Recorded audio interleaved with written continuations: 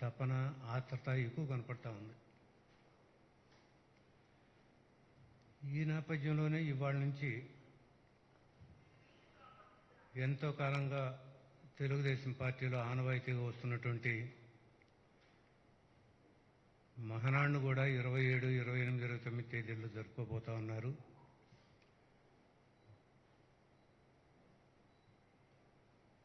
మహానాడులో వాళ్ళు చెప్పుకోబోయేటటువంటిది ఏదో నాకు సరిగ్గా గుర్తుంటే 60 పేజీల మేనిఫెస్టో వేశారు. ఒక 68 పేజీలో ఎంతో మహానాడు తీర్మానాలు వేస్తూ ఉన్నారు.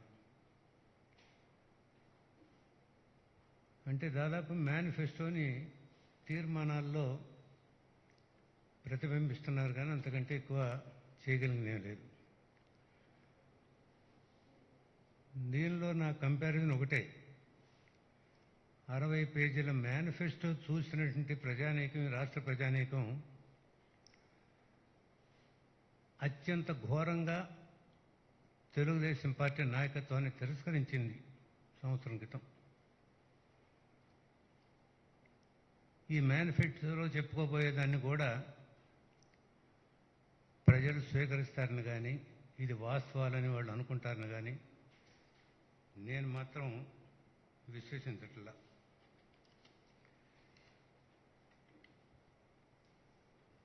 గతం నుంచి కొన్ని చూస్తే చంద్రబాబు నాయుడు గారు పదే పదే నాకు 40 సంవత్సరాల పొలిటికల్ ఇండస్ట్రీలో నాకు సీనియారిటీ ఉంది, ఈరోజు రాజకీయాల్లోకి వచ్చినటువంటి వాళ్ళకి, ప్రత్యేకంగా జగన్మోహన్ రెడ్డి గారికి ఆ సీనియారిటీ లేదు, పరిపాలన అనుభవం లేదు అనేది కంపారిటివ్గా ఆయన చెప్తా ఉన్నాడు.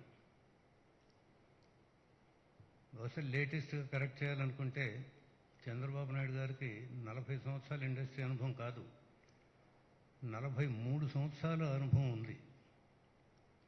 ఆయన మొట్టమొదటగా ఎమ్మెల్యేగా పోటీ చేసింది 1978లో.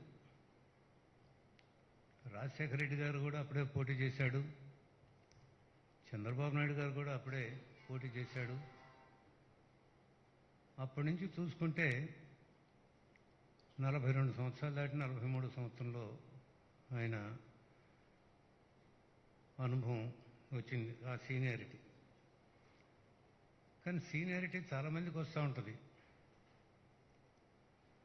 సీనియారిటీ పెరిగే కొద్దీ రాజకీయాల్లో నాకు తెలిసినంత వరకే రాజకీయవేత్త నుంచి స్టేట్మన్షిప్కి ఎదగాలి,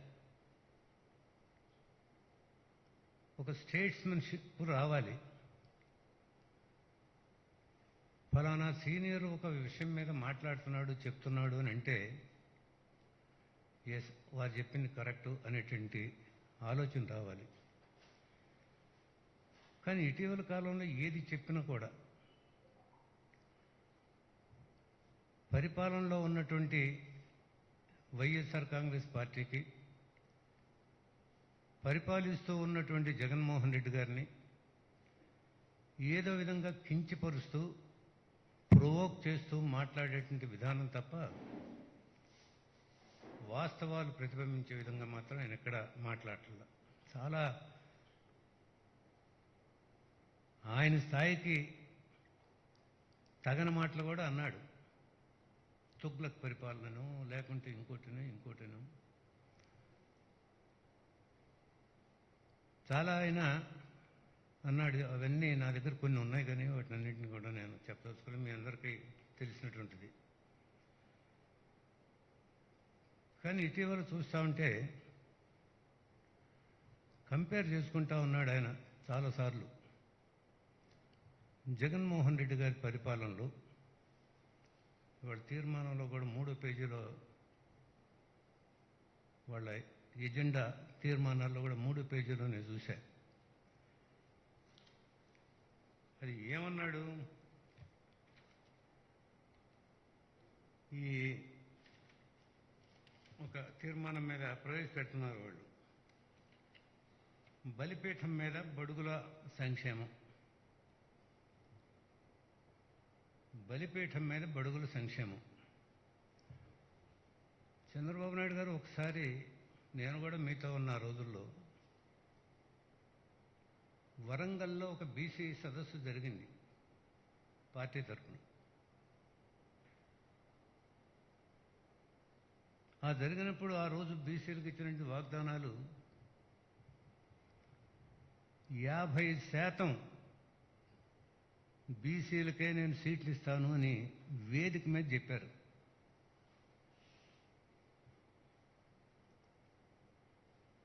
ఎన్ని సీట్లు మీరు ఇవ్వగలిగారు?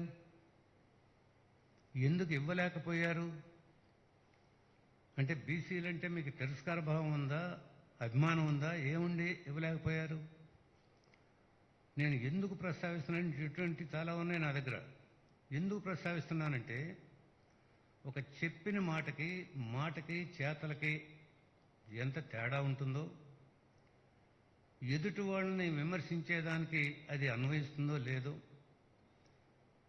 అది ఎదుటి వాళ్ళకు అన్వయించలేకపోతే తనకెట్లా చుట్టుకుంటుందో అనేటటువంటి ఒక ఆలోచన తప్పకుండా రావాలి. కానీ ఆ విధంగా ఆ రోజు 50% ఇస్తానని చెప్పి ఇచ్చినప్పుడు 29% మాత్రం బీసీలకు ఇచ్చారు. ఎందుకు అంత తేడా రావాల్సి వచ్చింది? నీకు బీసీలు దొరక్కనా? ఈరోజు 2019 ఎన్నికల్లో జగన్మోహన్ రెడ్డి గారు టికెట్లు ఇచ్చారు. ఎన్నికలు అయిపోయిన తర్వాత మంత్రివర్గంలో స్థానాలు ఇచ్చారు. ఒక్కసారి కనుక మీరు పోల్చి చూసుకుంటే సీట్లు ఇవ్వటం కూడా 60% దాకా ఇచ్చారు ఎస్సీ, ఎస్టీ, బీసీ మైనారిటీలకి. మంత్రివర్గ స్థానాలు ఇవ్వటం కూడా అత్యంత ముఖ్యమైనటువంటి పోర్ట్ఫోలియోలు ఇచ్చి, నాకైతే ఒకటి గుర్తొస్తూ ఉంది. ఆ పోర్ట్ఫోలియోలు ఈయన కేటాయించినటువంటి వైనం చూస్తే 1937లో మెడ్రాస్లో కూర్చొని పెద్ద మనుషుల ఒప్పందం జరిగి, అదే శ్రీబాగ్ ఒప్పందం అంటారు. ఆ ఒప్పందంలో ఏ పోర్ట్ఫోలియోలు ఏ ప్రాంతం వాళ్ళకి ఇవ్వాలనేది చిన్న విషయాన్ని కూడా ఆ రోజు వాళ్ళు చర్చించుకోగలిగారు. హోమ్ మినిస్ట్రీ, రెవెన్యూ, ఇటువంటి మన ఫైనాన్స్, ఇటువంటి ఎవరికి ఇవ్వాలి, ఏ ప్రాంతం వాళ్ళకి ఇవ్వాలి, వ్యవసాయం ఏ ప్రాంతం వాళ్ళకి ఇవ్వాలి, ఇవన్నీ కూడా వాళ్ళు చర్చించుకొని ఇచ్చారు ఆ రోజుల్లో. ఈ రోజుల్లో కనుక ఇప్పుడు కూడా మీరు చూసుకున్నట్లయితే బడుగు బలహీన వర్గాలనే పదం మనం తరచూ వాడుతూ ఉంటాం. ఎస్సీ, ఎస్టీ, బీసీ మైనారిటీలకి, ఈ 4 వర్గాలకి 4 ఉప ముఖ్యమంత్రి పదవులు ఇచ్చారు. ఇంతకు ముందు ఉన్నటువంటి మీ పరిపాలనలో చూడండి, 2014 నుంచి 19 వరకు జరిగిన పరిపాలనలో చివరి వరకు కూడా, గతంలో ఎన్నడూ కూడా మంత్రివర్గ కూర్పులు ఈ రాష్ట్రాల్లో ఎస్టీ లేకుండా, మైనారిటీ లేకుండా మంత్రివర్గాలు ఉండేవి కావు. ఆనవాయితీ ఆ వర్గాలకు మనం ప్రాతినిధ్యం ఇవ్వాలని. మీరు చివరి వరకు నంద్యాల ఎన్నికలు అయిన తర్వాత ఫరూక్ని తీసుకొచ్చి అక్కడ వాగ్దానం చేశారు కాబట్టి మంత్రివర్గంలో అతనికి స్థానం ఇచ్చారే తప్ప, ఆ రోజు వరకే మీరు మైనారిటీకి మంత్రివర్గంలో స్థానం లేదు. అక్కడ ఉన్నటువంటి ఒక ఎమ్మెల్యే ఎస్టీ కిడారి సర్వేశ్వరరావు, అతను హత్యగావించబడితే అతని కొడుక్కి ఆఖరిలో కొద్ది నెలలు ఒక ఎస్టీకి ఇచ్చానని చెప్పుకోవడానికి ఇచ్చారు. ఇవి మీరు ఆ వర్గాలకు ఇచ్చినట్టు ప్రాధాన్యత. కానీ జగన్మోహన్ రెడ్డి గారు ఆ విధంగా చేయలేదే. సమాజంలో దగాకు గురవుతున్నటువంటి కింద వర్గాలకు నేను రాజకీయంగా ప్రాధాన్యత ఇవ్వాలి, మంచి పోర్ట్ఫోలియోలు ఇవ్వాలి, ఉప ముఖ్యమంత్రి పదవులు ఇచ్చి వాడికి ఒక ఉన్నత స్థాయికి తీసుకురావాలని 4 కులాలకి 4 ఇచ్చారు. హోమ్ ఎస్సీకి ఇచ్చారు. ఎడ్యుకేషన్ ఇవాళ అతి ప్రాధాన్యత ఉంది. మేము ఫీజు రియంబర్స్మెంట్, సంపూర్ణ ఫీజు రియంబర్స్మెంట్ అమలు చేస్తున్నటువంటి సంవత్సరం నుంచి బీసీ బొత్స సత్యనారాయణకి ఆయన అతి కీలకమైనటువంటి అర్బన్ డెవలప్మెంట్ ఇచ్చారు, మున్సిపల్ అడ్మినిస్ట్రేషన్, ఇవన్నీ. ఈ విధంగా ఎక్కడెక్కడైతే వీళ్ళందరికీ అవకాశాలు ఉన్నాయో ఒక కీలకమైనటువంటి ఇప్పుడు మద్య నిషేధం అమలు చేస్తామనే తరుణంలో ఒక ఎస్సీకి ఎక్సైజ్ ఇవ్వటం, ఇవన్నీ కూడా నేను ఎందుకు ఉదాహరిస్తున్నానంటే, మీరు మాట్లాడేటప్పుడు, చెప్పేటప్పుడు, ఇతరుల్ని విమర్శించేటప్పుడు ఇంత సీనియారిటీ ఉండి, నేను అందుకనే చెప్తున్నాను, ముందు మనం ఎవరైనా కానీ ఒక స్థాయి వచ్చిన తర్వాత సగటు రాజకీయ నాయకుడు విధానం కాదు, సగటు రాజకీయాలను విడిచిపెట్టి దానికంటే ఒక మెట్టు పైకెళ్ళి ఒక స్టేట్స్మెన్ ఆ స్థాయిని తెచ్చుకోగలిగితే అది బాగుంటుంది తప్ప రెండోది మాత్రం కాదు.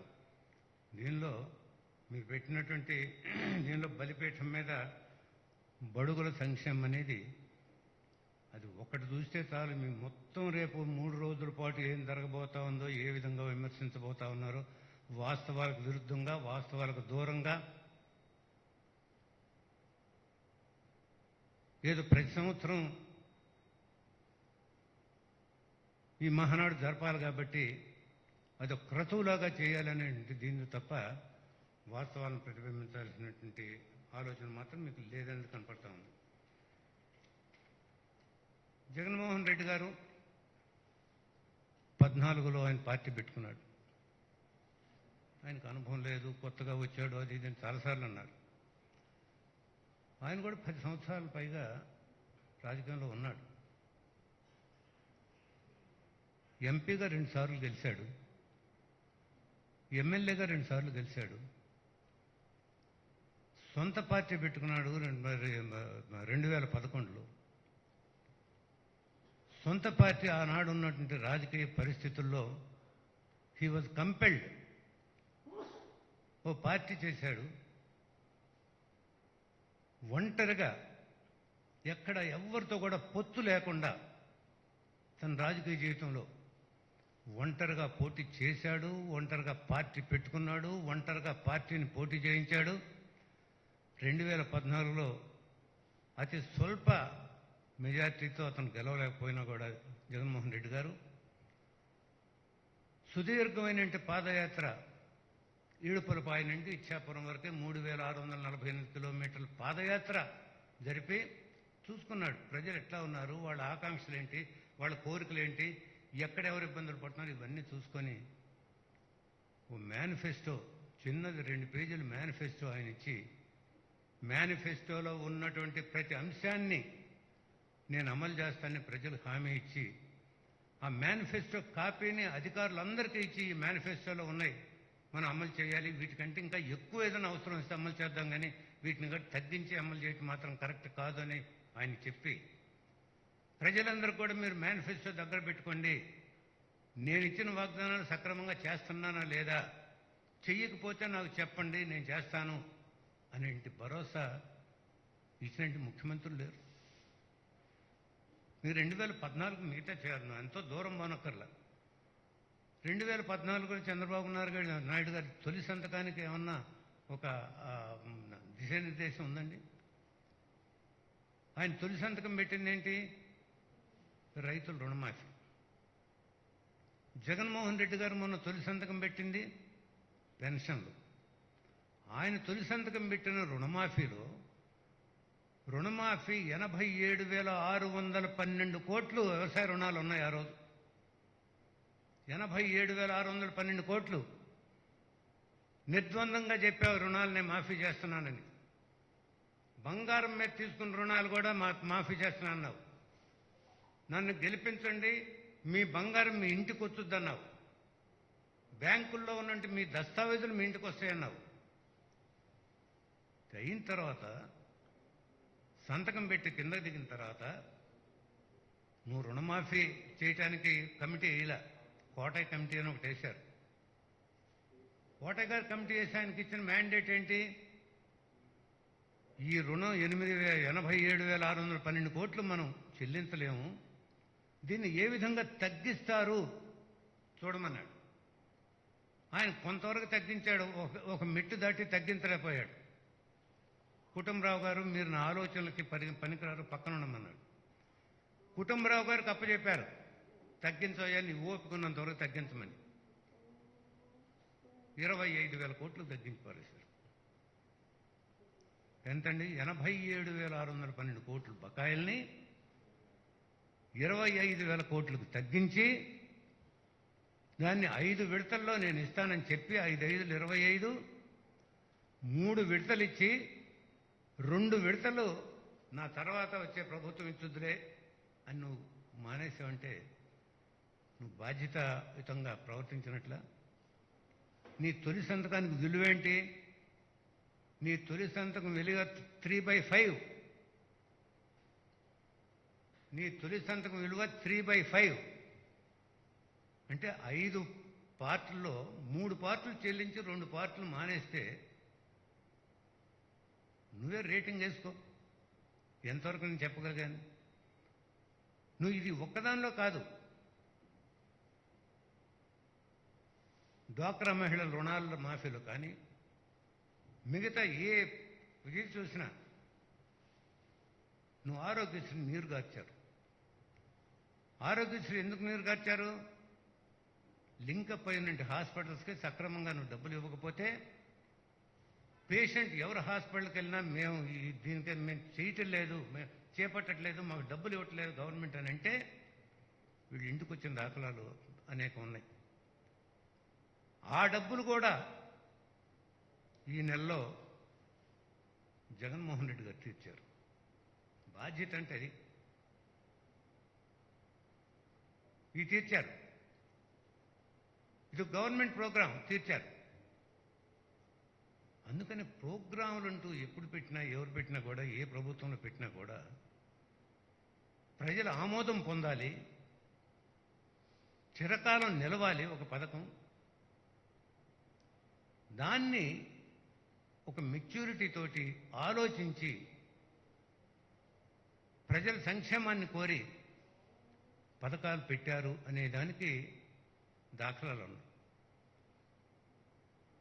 నువ్వు పథకాలు పెట్టలేదు, ఇవాళ ఎక్కడక్కడ ఇన్నాళ్ళు నాకు ఇంత సర్వీస్ ఉంది, 40 సంవత్సరాలు 42 సంవత్సరాలు ఇండస్ట్రీలో ఇది ఉందన్న మరి చంద్రబాబు నాయుడు గారు, నేను నిజంగా స్ట్రైట్గా అడుగుతున్నా, ఆయన హయాంలో పెట్టిన ఒక్క పథకం చూపెట్టింది ప్రజల ఆమోదం పొందిన పథకాన్ని.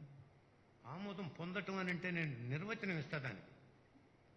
ఎన్టీ రామారావు గారి హయాంలో పక్కా గృహాల పథకం పెట్టాడు, సబ్సిడీ బియ్యం పథకం పెట్టాడు.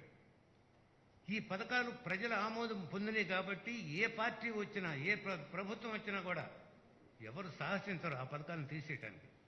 ఎందుకంటే they have got the approval of the people. ప్రజల ఆమోదం ఉంది వాటికి, వాటిని పెట్టగలిగారు.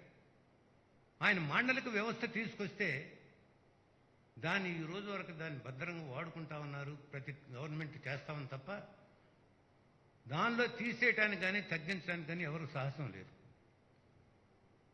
ఇవాళ అదే విధంగా మీరు చూస్తే జగన్మోహన్ రెడ్డి గారు పరిపాలనలోకి రాగానే అంతకుముందు మేనిఫెస్టోలో పెట్టి నవరత్నాల్లో ఫ్లాగ్షిప్ ప్రోగ్రామ్స్ చూపెట్టి ఆయన మొట్టమొదటిగా తీసుకొచ్చింది ఏంటంటే పెన్షన్ల మీద సంతకం పెట్టాడు. పెన్షన్లు అనుకున్న మేరకు ఇస్తా ఉన్నాడు. 2,000 చేస్తా అన్నాడు, 2,000 కాదని ఇంకా పెంచాలనుకుని 2,250 చేస్తున్నాడు. అది ఒక భాగం అయితే పరిపాలన వికేంద్రీకరణ జరగాలి, ఇది తప్ప ఈ దేశానికి మోక్షం లేదు. ఏనాడో గాంధీ గారు గ్రామ సుపరిపాలన రావాలి అని అన్నాడే ఆయన. ఆ మొత్తం తీసి దాన్ని ప్రకారం పోవాలి అని. పరిపాలన అనేది ఢిల్లీ ఒకచోట జరగకూడదు, పరిపాలన అనేది రాష్ట్ర హెడ్ క్వార్టర్స్లో కాదు, పరిపాలన అనేది జిల్లాలో కాదు, పరిపాలన అనేది ఇటీవల వచ్చినటువంటి మండలాల్లోనే కాదు. జనాభా పెరిగిపోతుంది, అవసరాలు పెరిగిపోతున్నాయి, పారదర్శకత కావాలి పరిపాలనలో, ప్రజల ఆమోదం కావాలి. నేను గ్రామ స్థాయికి తీసుకొస్తాను, వార్డు స్థాయికి తీసుకొస్తాను అని అతి సాహసోపేతంగా తీసుకున్న నిర్ణయం గ్రామ సచివాలయ వ్యవస్థ. చిన్న విషయం కాదు ఇది. ఈ గ్రామ సచివాలయ వ్యవస్థ ఆ రోజు పెట్టి వాలంటీర్లని అపాయింట్ చేస్తే చంద్రబాబు గారు స్వయంగా మీ నోటి నుంచి అన్న మాట ఏంటండి? దాదాపు 2.5 లక్షల మందిని వాలంటీర్లని మీరు అపాయింట్ చేశారు, మీరంతా మూటలు మోసి ఉద్యోగానికి ఒప్పుకున్నారు అని వాళ్ళు రెచ్చగొట్టడానికి ప్రయత్నం చేశారు. వాళ్ళు సమాధానం ఇస్తున్నారండి. ఒక అవకాశం వచ్చింది, అనుకోకుండా కరోనా లాంటి ఉపద్రవం వచ్చింది, దానిలో మేము భాగస్వాములు అయ్యాం, ఇంటింటికి వెళ్ళాం, అది మాకు సోకుతుందో అనే భయం లేకుండా వెళ్ళాం, అనేక ప్రాణాలు కాపాడగలిగాం. కాబట్టి మా ఉద్యోగం కేవలం మూటలు మోసేది కాదండి, ప్రాణాలు కాపాడేటువంటి ఉద్యోగానికి మమ్మల్ని నియమించాడు జగన్మోహన్ రెడ్డి గారు అని వాడు సగర్వంగా చెప్పుకునేటువంటి పరిస్థితి ఉంది.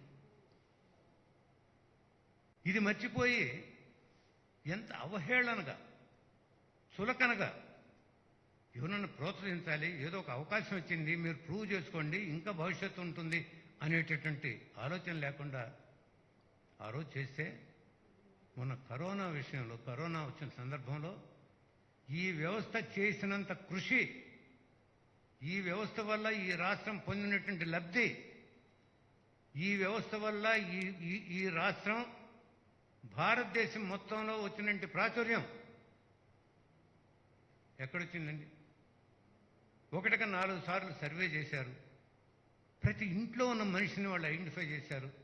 ఎవరు కొత్త వాళ్ళు వస్తున్నారు, ఎవరు పాత వాళ్ళు వెళ్తున్నారు, లేదు ఇంకా సర్వే, ఇంకా రేషన్ ఇవ్వాలంటే ఇంటికి తీసుకెళ్ళి ఇచ్చారు ఆ రోజుల్లో. వీటన్నిటికీ వాళ్ళు ఉపయోగపడ్డారే, ప్రాణాలు కాపాడగలిగారే, వారిని పట్టుకొని ఈ విధంగా చాలా చులకనగా మాట్లాడారు. ఇది కాదండి, నేనైతే ఒక మాట చెప్తున్నా, పరిపాలన గ్రామం దాకా తీసుకొచ్చాడు, సంక్షేమాన్ని గడప వరకు తీసుకెళ్లాడు జగన్మోహన్ రెడ్డి గారు. సంక్షేమాన్ని గడప వరకు తీసుకెళ్లాడు. ప్రతి 1వ తారీఖు పొద్దున్న 5 గంటలకి ఇంటికి మనిషి వెళ్ళి, తాత ఇదిగో నీ పెన్షను అని చెప్పేది, వాళ్ళ గడప తొక్కి గడప దాకా వెళ్ళి వాళ్ళ గడప దగ్గర సంక్షేమాన్ని అందజేసేటటువంటి పరిస్థితి వాడు తీసుకొచ్చాడు. చిన్న విషయం కాదు. భరోసా వాళ్ళకి 1వ తారీఖు తప్పకుండా మీడియాలో వస్తుంటుంది, అప్పుడు టెన్షన్గా పింఛన్ అని ఇస్తా ఉన్నాడు. ఇది ప్రజలు ఆమోదించేది ప్రోగ్రాం. రాజశేఖర రెడ్డి గారు ఆ రోజు ఫీజు రియంబర్స్మెంట్, ఈ రోజు వరకు దాన్ని ఎవరిని తొలగించగలరా? ఎంతమంది బడుగు బలహీన వర్గాలు దానివల్ల ఏదో లబ్ధి పొందుతున్నారు? ఆరోగ్యశ్రీ పెడితే దానివల్ల ఎంతమంది లబ్ధి పొందుతున్నారు? పేదరికం అనేది విద్యకి, ఆరోగ్యానికి అడ్డు రాకూడదు అనేటువంటి ఫిలాసఫీ, డబ్బు లేని వాడికి ఈ జీతం, ఈ దేశంలో బతికేటటువంటి అవకాశం లేదు, మీకు డబ్బులు వచ్చిన నయం చేయించేవాడు ఎవరు లేరు, ప్రభుత్వం పట్టించుకోదు అని వాడు చెప్పే కంటే, ఆరోగ్యశ్రీ పథకం కింద నేనున్నాను, ప్రభుత్వం ఉంది, నేను నిన్ను కాపాడుతాను, విద్య ఉంది, నువ్వు చదువుకోలేవు, చాలా పేదరికంలో ఉంది మీ కుటుంబం, నేను విద్య చెప్పిస్తాను. విద్య, ఆరోగ్యానికి ఇంత భరోసా ఇచ్చినటువంటిది రాజశేఖర రెడ్డి గారి కంటే కూడా ఇంకొక అడుగు ముందుకేసి ఆయన కొంతవరకే ఫీజు రియంబర్స్మెంట్ అంటే, ఈయన పూర్తి సంపూర్ణంగా ఫీజు రియంబర్స్మెంట్ అనేది మొత్తం నువ్వు ఏమన్నా చదువుకొని నేనే పే చేస్తాను, ప్రభుత్వం నీకు అండగా ఉంటుందని చెప్పేటటువంటిది. ఇది చిన్న విషయం కాదు కదా.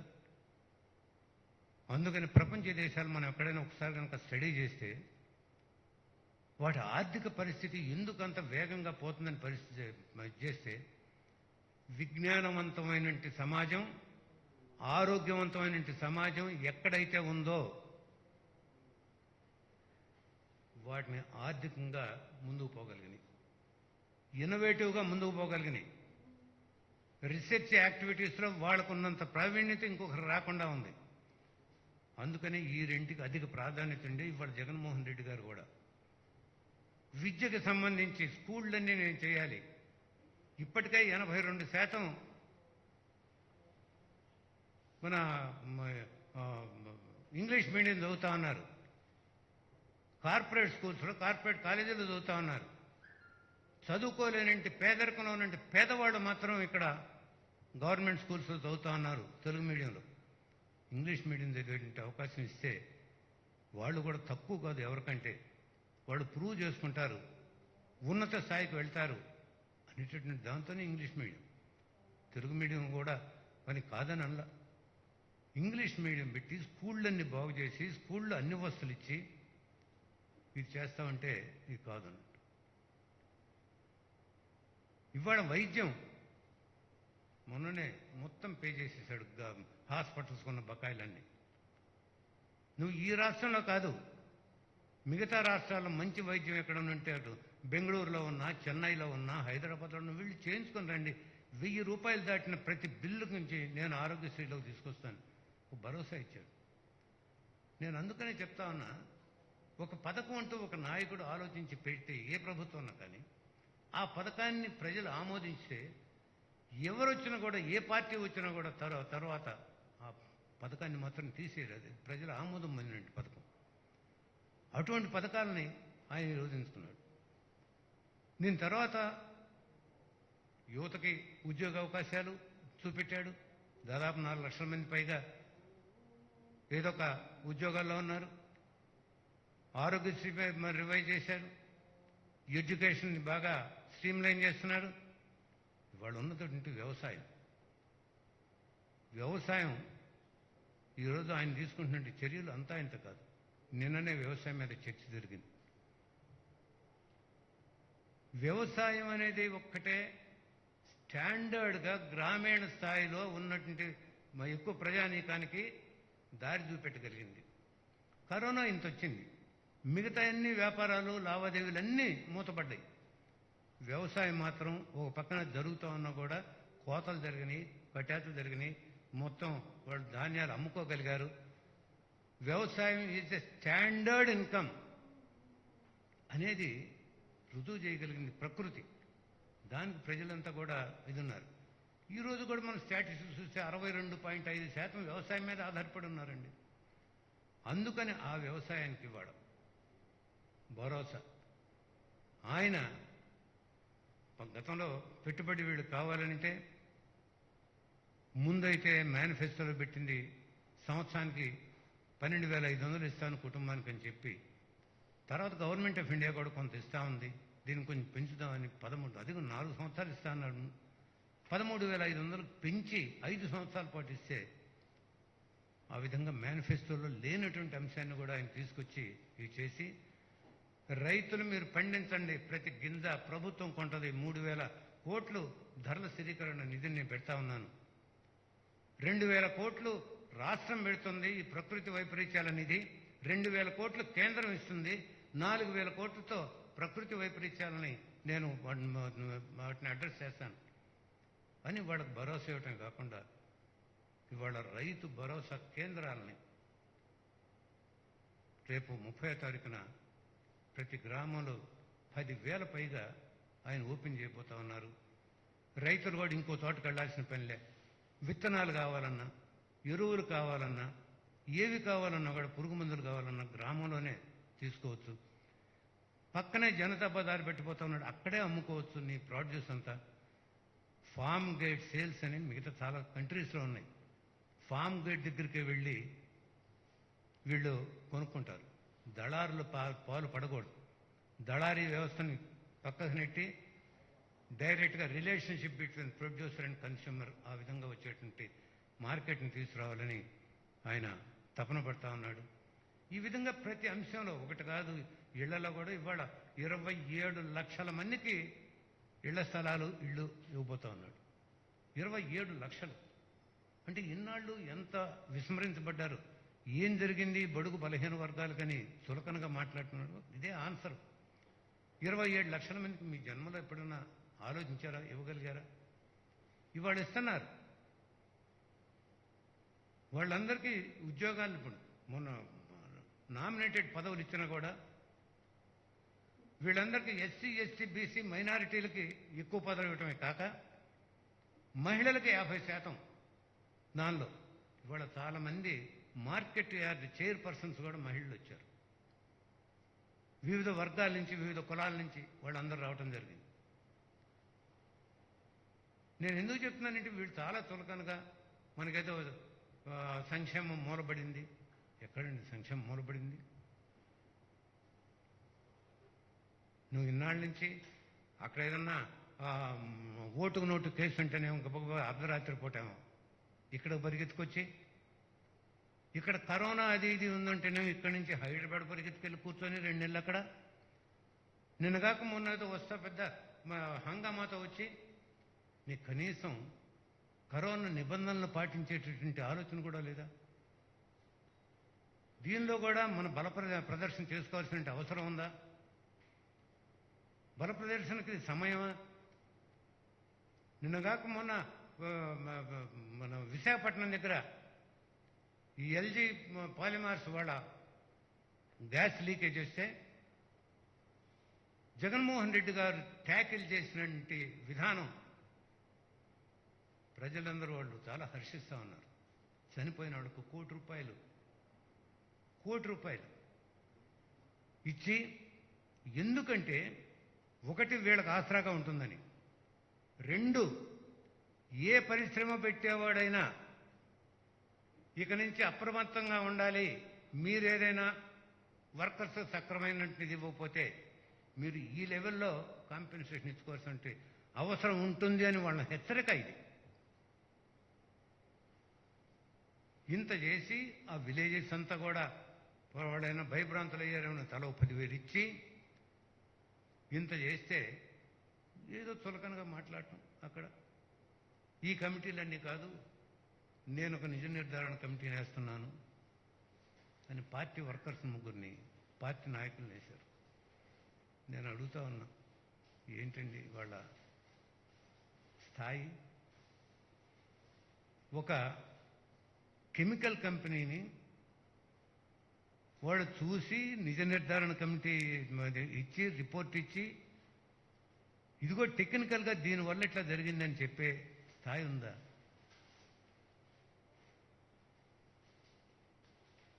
ఏదో వెనక సామెత చెప్పినట్టు దొంగల పడ్డ 6 నెలలకి ఏయో మురుగుని అన్నట్టు నువ్వంతా 2 నెలలు అయిన తర్వాత ఇక్కడికి వస్తా పెద్ద హంగామా ఇవి అవి. ఇది పరిపాలన అనిపించుకోదండి. ప్రజల దృష్టిలో చాలా చులకనైపోతా ఉన్నారు ఇటువంటివన్నీ మీరు అనుసరించి. మీరు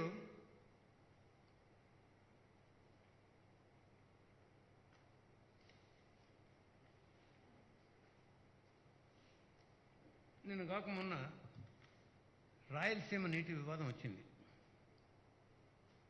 ఎందుకు చంద్రబాబు నాయుడు నోరు తెరవట్లేదనే దానికి ఇదొక సవాలు. ఎన్టీ రామారావు గారు ఉన్నప్పుడు రాయలసీమలో అనేక ప్రాజెక్టులు పెట్టారు. రాజశేఖర రెడ్డి గారు ఉన్నప్పుడు పోతిరెడ్డిపాడు వాటర్ లెవెల్స్ శ్రీశైలం నుంచి ఎట్లా నీళ్లు తీసుకురావాలనేది ఒక అవగాహనకు వచ్చారు. 854 అడుగులు ఉంటేనే కానీ వాటర్ తీసుకోవటానికి వీల్లేదు. ఇదంతా Krishna water tribunal, Krishna waters అక్కడ శ్రీశైలం దగ్గర ఇద్దరికి హక్కు ఉంది కాబట్టి 2 రాష్ట్రాలు అయినాయి కాబట్టి ఇప్పుడు గతంలో ఒక రాష్ట్రమే, 2 రాష్ట్రాలకి ఎట్లా పంపిణీ చేయాలనేది ఒకటి ఉంది. 800 లెవెల్ వచ్చిన తర్వాత ఇద్దరు తీసుకోవచ్చు అనేది నిర్దిష్టంగా ఉంది. దానికి అనుసరించే నేను నా దీనిలో నువ్వు ఓ చెరువు దవ్వి నీళ్లు నిలబెట్టుకుంటావో, చిన్న ప్రాజెక్టు కట్టుకుంటావో, డైరెక్ట్గా చేలకు వదులుతావో, ఇదే అక్కడ పరిపాలనా పరంగా వాళ్ళు చూసుకోవాల్సిన ఇది. అంతేగాని అక్కడ చిన్న చెరువు కట్టుకోవటం లేకపోతే ప్రాజెక్టు కట్టుకోవటం, నీ నీళ్లు కృష్ణా వాటర్ ట్రిబ్యునల్ ఇచ్చేటువంటి మేరకే అంతవరకే నీళ్లు తీసుకున్నప్పుడు నీకు అభ్యంతరం ఏమిటి అని అడిగి వాళ్ళని నచ్చజెప్పి తీసుకొచ్చాడు. ఇప్పుడు ఒప్పుకున్నారు. వాళ్ళ నీళ్లు వాళ్ళు తీసుకెళ్ళి ఏమన్నా చేసుకొని. నువ్వు ఈ విషయంలో చంద్రబాబు నాయుడు గారు నోరు తీశారండి. ఇది కనుక చేయకపోతే రాయలసీమ అన్యాయం అయిపోద్దన్న మాట అన్నాడా? ఎందుకనలేదు? అనేక ప్రాజెక్టులు అక్కడ ఉంటే రాజశేఖర రెడ్డి గారు దాదాపు 80 ప్రాజెక్టులు పైగా ఆయన శంకుస్థాపన చేసి మొదలు పెడతా ఉంటే ఆయన ఇది జలయజ్ఞం అని పేరు పెడితే ఇది జలయజ్ఞం కాదు, ధనయజ్ఞం ధనయజ్ఞం అని ఆ రోజు చేసినటువంటి మనిషి ఈ రోజు వరకు దాని గురించి మాట్లాడేది లేదు. పోలవరం పక్కన చిన్న లిఫ్ట్ ఇరిగేషన్ పెట్టడం కానీ నేను నీళ్లు ఇచ్చానని సంబరాలు చేసుకొని ఇక్కడ ఏదో పసుపు కుంకుమ ఇంత కాలువల్లో కలిపి నేను ఓపెన్ చేసేసా అన్నాడు. ఎక్కడెక్కడో ఇబ్రహీంపట్నం దగ్గర ఎక్కడో వాటర్ ఓపెనింగ్ అని పెట్టాడు.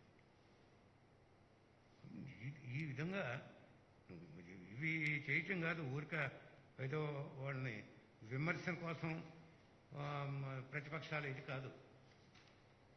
అయిపోయింది. విమర్శల కోసం ప్రతిపక్షంలో ఉండి విమర్శించడం కాదు. ప్రతిపక్షం ఎప్పుడు కూడా కన్స్ట్రక్టివ్ క్రిటిసిజం చేయాలి. Fundamental thing. నీ క్రిటిసిజంలో ఏదన్నా ఆచరించగంటి అంశం ఉంటే తప్పకుండా ఏ ప్రభుత్వం అయినా ఆచరించుంది తప్ప రెండోది లేదనేది మాత్రం అది స్పష్టంగా మనం చెప్పుకోవాల్సిన అవసరం ఉంది. ఈ మధ్య ఎందుకో ఎక్కువగా యూటర్న్లు గత 5 సంవత్సరాలు కూడా అట్లానే చేశాడు. నోట్లు డిమానిటైజేషన్ అంటే నేనే సలహా ఇచ్చాను అన్నాడు. నేనే సలహా ఇచ్చాను డిమానిటైజేషన్. దాని తర్వాత కొన్నాడు బయటకు క్రిటిసిజం వచ్చింది, పేద వర్గాలు చాలా ఇబ్బందులు పడతా ఉన్నారు. ఇదని అనాలోచితంగా చేశాడు మన ప్రధానమంత్రి గారు అన్నారు. దీనిలో సబ్ కమిటీ చేసి ఒక సబ్ కమిటీకి మన చంద్రబాబు నాయుడు గారిని చైర్మన్ చేశారు. మరి మీరే అప్రూవ్ చేశారు కదంటే ఆయన ఏదో అనాలోచితంగా చేశాడు, అసలు చేసి ఉండకూడదు అని. జిఎస్టీ వచ్చింది, జిఎస్టీ వల్ల ఆదాయం తగ్గింది అని అన్నారు. జిఎస్టీ చాలా తొందరపాటు ఆ రోజు పొగిడాడు. రాష్ట్ర విభజన వచ్చింది. విభజన వచ్చిన తర్వాత రాష్ట్ర విభజనకు మొట్టమొదటి ఎవరండి సంతకం పెట్టి లెటర్ పంపింది? చంద్రబాబు నాయుడు గారు ఇచ్చారు. ఆ రోజు చెప్పారు మీపోటి విఘ్నులు పక్క నుండి, ఏమండి మొట్టమొదట ఈ సిట్టింగ్ వేశారు అని రోసే గారి సమక్షంలో. ఆ రోజు రోసే గారు ముఖ్యమంత్రిగా ఉన్నాడు. చేశారు. బిగ్గెస్ట్ పార్టీని ముందు వాళ్ళ అభిప్రాయం చెప్పమనండి, మీరు తొందరపడబాకండి అని ఆయనతో చెప్పారు. బిగ్గెస్ట్ పార్టీ ఏది? ఆ రోజు కాంగ్రెస్. ఆ రోజు వాళ్ళ అభిప్రాయం చెప్పమనండి, తర్వాత మనం చెప్దామని. మొదట ఛాన్స్ వాళ్ళ కిందకి ఇవ్వరా, మొదట అభిప్రాయం మనమే చెబుతాం, ఓకే అన్న. ఈ తర్వాత పరిణామాలు చూశారు. అది విభజన సమయంలో ఉన్నటువంటి వాటిని ఇచ్చినటువంటి హామీలు నెరవేర్చడం, లేకుంటే స్పెషల్ ప్యాకేజ్. ఆయన స్పెషల్ ప్యాకేజీకి ప్రిఫరెన్స్ ఇచ్చాడు. కొద్ది రోజులు అయిన తర్వాత యూటర్న్ తీసుకున్నాడు. నేను ఆయన అంతా కూడా మరీ లాస్ట్ 5 years ఆయన తీసుకున్న యూటర్న్లు బహుశా ఎవరు అంత సీనియారిటీ ఉన్నటువంటి నాయకుడు ఎవరు తీసుకోలేదు. పక్కన ఉన్నటువంటి మన ఒరిస్సా ముఖ్యమంత్రి 5 సంవత్సరాలు 5 టర్మ్స్ అయిపోయింది. ఏనాడన్నా ఇటువంటి వివాదాల్లోకి వస్తున్నాడా? నేను ఇప్పటికే అడుగుతున్నాను. ఓటు నోటు కేసు ఇది అంటున్నావు, నువ్వు చెప్పు ఇప్పుడు. కానీ నువ్వు కాదు, ఫలానా వాళ్ళు చేశారని చెప్పు.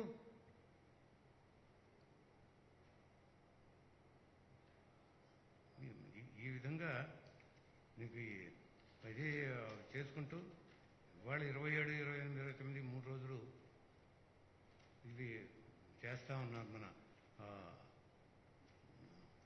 మహానాడు జరుపుకుంటా ఉన్నారు. మహానాడు జరుపుకోవటం అనేది ఆనవాయితీగా చాలామంది చేస్తుంటారు, ఇది లేదు. కానీ మహానాడుని మాత్రం ఇతర పార్టీలని క్రిటిసైజ్ చేయడానికి అంకితం చేయబాక నువ్వేం చేయబోతున్నావో ప్రతిపక్ష నాయకుడిగా నువ్వు చెప్పుకో. అంతే తప్ప దీనిలో మాత్రం ఊరిక ఈ అనవసరమైన క్రిటిసిజానికి పోయి బోర్ల పడతావు తప్ప ప్రజలు ఇది పోతుంది నీకు. ఆఖరిగా మీకు నువ్వు చేసినట్టు అగ్రిగోల్డ్ ఇవి నీ హయాంలో జరిగినవి అన్నీ కూడా జగన్మోహన్ రెడ్డి గారు వాటిని బయటపడేశాడు, వాటికి ఇచ్చాడు అనేది మాత్రం మర్చిపోవద్దు. నువ్వు తొలి సంతకాలు నేనేదో చేశాననే దానికి మాత్రం విరాలు పలకొద్దు. ఎంత నీకుండే లొసుకులు చాలా ఉన్నాయి. ఆ రోజుల్లో నువ్వు పార్టీ అధిష్టానానికి వ్యతిరేకించి పార్టీని సస్పెండ్ అయిన రోజులు కూడా ఉన్నాయి కాంగ్రెస్లో. అన్నీ ఉన్నాయి, ఏది లేకపోలేదు. ఆర్టీసీ లాంటి సంస్థని ఈరోజు తీసుకొచ్చి ప్రభుత్వంలో కలిపి దాన్ని ఏ విధంగా రివైవ్ చేయాలని చూస్తూ ఉన్నటువంటి ఇవి కూడా మీరు చూస్తూ ఉన్నారు. పరిశ్రమలకి ఇవాళ చిన్న చిన్న పరిశ్రమలు, మైక్రో పరిశ్రమలు అన్నిటికీ కూడా ఈయన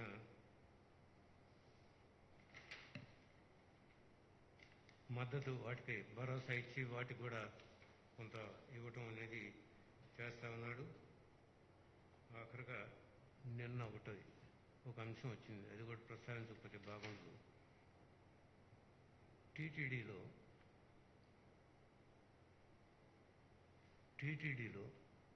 నిరర్ధక ఆస్తులు అనే పేరుతో 2016లో ఆనాడు ఉన్నటువంటి టీటీడీ కమిటీ ఒక 50 ఆస్తులను ఐడెంటిఫై చేసి వాటిని వేలం వేయటానికి నిర్ణయం తీసుకొని తీర్మానం చేసింది.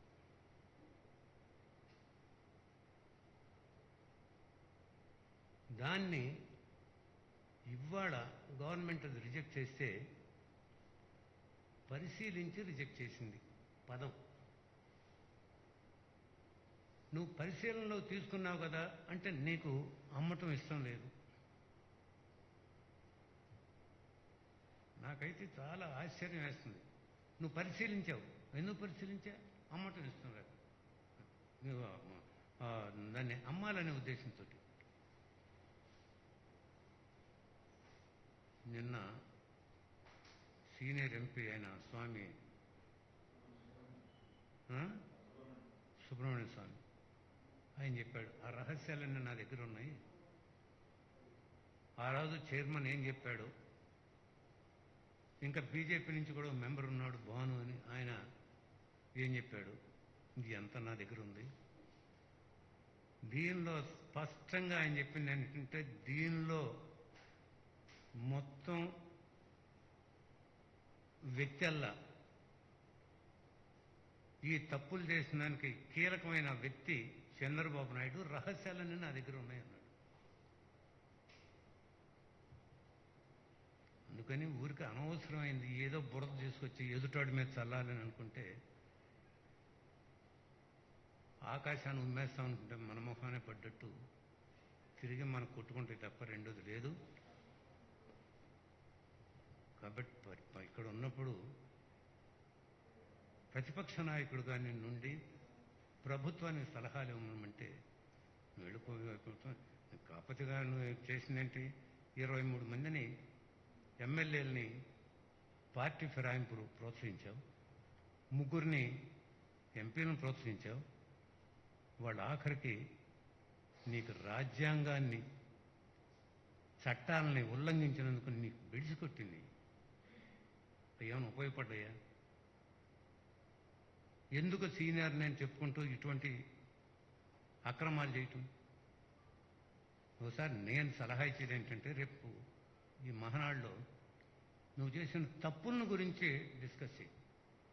గత 5 సంవత్సరాల్లో మనం ఏ తప్పులు చేశాం, వీటిని ఏ విధంగా మనం నివారించుకోవాలి, ఏ విధంగా సక్రమంగా మనం ప్రజల్లో కాన్ఫిడెన్స్ క్రియేట్ చేయాలి అని అనుకుంటే మీలో ఇప్పటికైనా పరిణితి వచ్చింది, ఒక ఆలోచన వచ్చింది అనేది ప్రజల్లో ఉంటుంది తప్ప ఇంకా దీన్ని పట్టుకొని ఈ మహనాడిని దృష్టిలో పెట్టుకొని దీన్ని ఆసరాగా తీసుకొని ఈ మహనాళ్ళు ఈ ప్రభుత్వాన్ని ఏదో క్రిటిసైజ్ చేయాలను, ఈ ప్రభుత్వం మీద బురద జల్లాలను చేస్తే మాత్రం నేను ఈరోజు మీకు నిక్కచ్చిగా చెప్తున్నా, మీరు చల్లబోయే బురద ప్రతిదీ మీ మొహం మీదే పడుతుంది తప్ప రెండో వాడి మీద పడదనేది మాత్రం స్పష్టంగా చెప్తాను.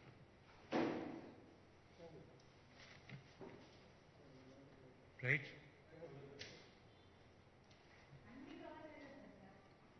ఏమ్మా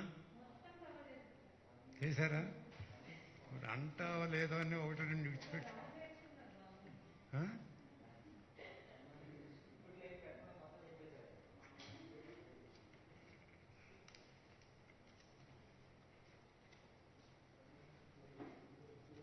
ఇంకా నేను ఫిగర్స్లోకి వెళ్ళా ఎక్కువ.